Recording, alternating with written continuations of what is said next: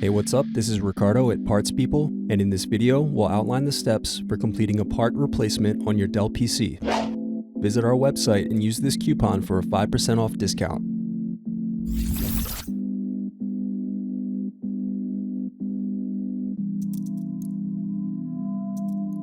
Now unscrew and remove DVD drive.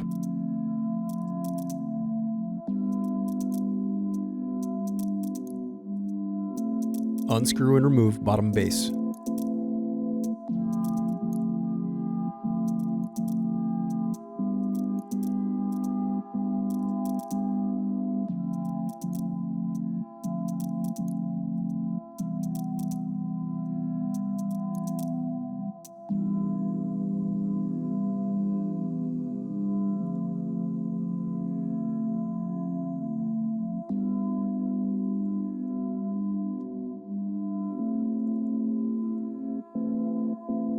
Thanks for watching.